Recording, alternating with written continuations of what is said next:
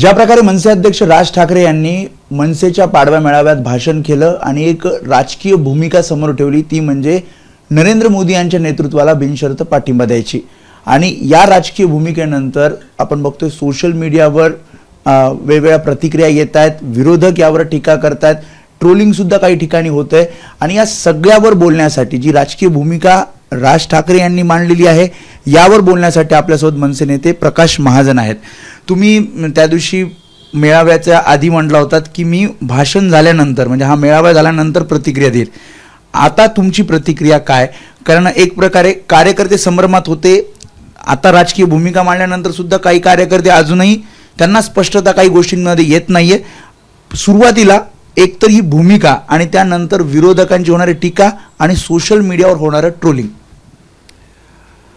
एक तर राजसाहेबांनी जी भूमिका घेतली ती खूप विचारांती घेतलेली, की असं काही सहज भूमिका घेतली असं नाही।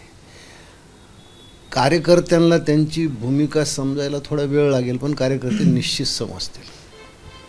आणि जे विरोधक आहेत, विशेषतः जे स्वतःला सेक्युलर किंवा हिंदू विरोधी समजतात, यांना अशी अपेक्षा होती की राज ठाकरे हा निर्णय घेणार नाहीत। आणि मग त्यांचा कुठं अपेक्षा भंग झाला, त्यांच्यामुळे ही जी कोलेकुई सुरू झाली टीका करण्याची सोशल मीडियातून, यातून आलेलं त्यांचं वैफल्यग्रस्त आहेत ते। ट्रोलिंग तुमचं म्हणणं विरोधक करतात, दुसरं कोण ट्रोलिंग करणार आहे?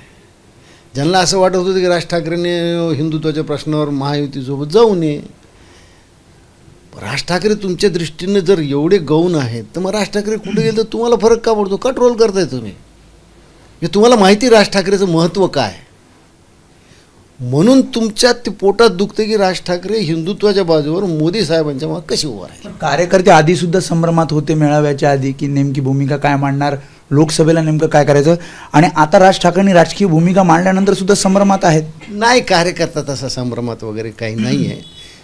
तरुण कार्यकर्ता असतो, त्याच्या काही कल्पना, कार्यकर्ता तसा संभ्रमात नाही। आणि लोकसभेची निवडणूक ही देश पातळीवर आहे, आणि नुसती देश पातळीवर नाही, जे जागतिक परिणाम कुठेतरी होत असतात। म्हणून मला असं वाटतं की राजसाहेबांनी जी भूमिका घेतली ती हिंदुत्वाच्या प्रश्नावर भूमिका घेतलेली। हिंदुत्वाच्या प्रश्नावर त्यांनी नरेंद्र मोदीला पाठिंबा दिला। आणि मी नेहमी हे म्हणत आलो आहे की महाराष्ट्र नवनिर्माण सेनेचं हिंदुत्व हे त्याच्या शरीरावर चिकटलेल्या त्वचेसारखं आहे।